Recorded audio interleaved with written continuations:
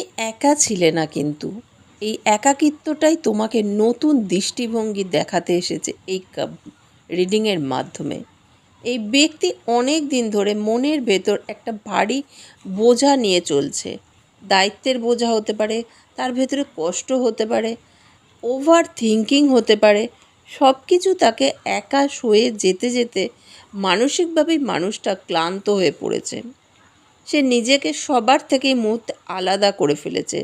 সে কথা বলতে চায়, কিন্তু কিন্তু ভেতরে সেই কষ্টগুলো সে কাউকে এই মুহূর্তে বোঝাতে পারে না, বা তাকে কেউ বুঝতে পারে না। এই একাকিত্বের সময় শেষ হতে চলেছে।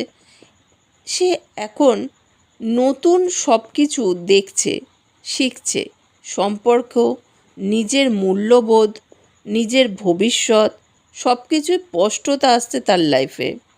সে এতদিন যে সম্পর্কের ভেতর আটকে ছিল, যেখানে কোনো ক্ল্যারিটি ছিল না, সে সেই সম্পর্কে ক্ল্যারিটি আনতে চাইছে।